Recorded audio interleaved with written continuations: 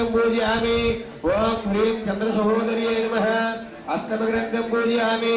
ओम ह्रीं हरिवल्लभाय नमः। नवम ग्रंथम पूजयामि। ఇప్పుడైనా సరే కాదది 9 దారాలతో కట్టాలి అట్లా అని. పూజలో ఉన్నాను, పూజలో ఉన్నా, పూజలో ఉన్నా.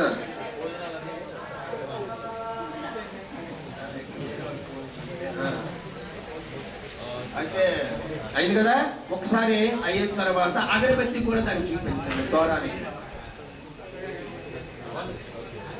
అగరబత్తి కూడా చూపించండి. ఓకే, తీసుకొని ఒకసారి ఆ తోరం తీసుకోండి.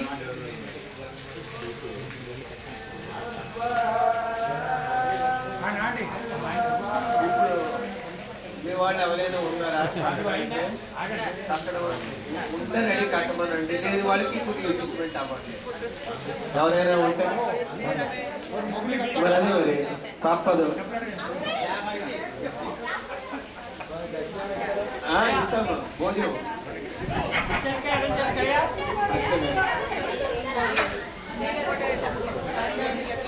అమ్మా కట్టేటప్పుడు ఒకసారి మంత్రం చెప్తారు వినండి.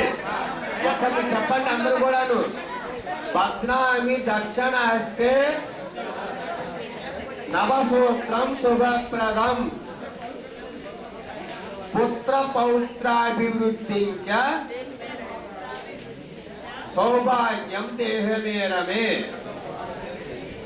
కుడి చేతికే కట్టాలి. అందరూ కూడా కుడి చేతికే కట్టాలి, అడచేయి కాదు. పద్నామి దక్షిణ హస్తే నవసూత్రం శుభప్రదం పుత్ర పౌత్రాభివృద్ధించ సౌభాగ్యం దేహమేరమే.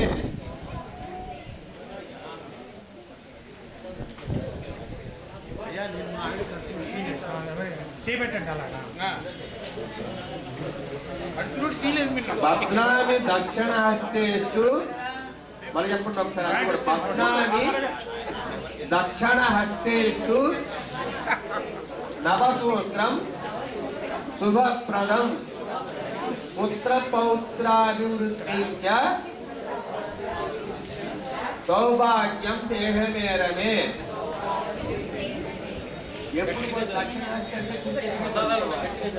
వామహస్తం అంటే దక్షిణ హస్తం అంటే కుడి చెయ్య, వామహస్తం అంటే ఎడమ చెయ్య. ఓకేనా? కుడి చేతిగా కొట్టుకోవాలని దాని అర్థం. డౌట్ తీరిపోయిందా? తోరం కట్టలేదు, తోరం కట్టలేదు, ఏం చేయలేదు, పూజలు ఏం చేయలేదు, పొద్దున కట్టడం కట్టించాడు కాదు.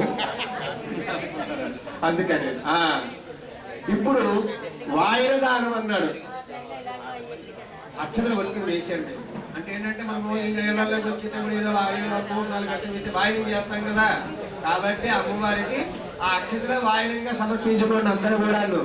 విన్నారా?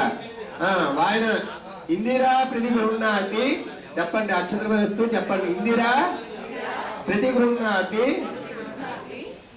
ఇందిరా వై దదాతి చ ఇందిరా తారకా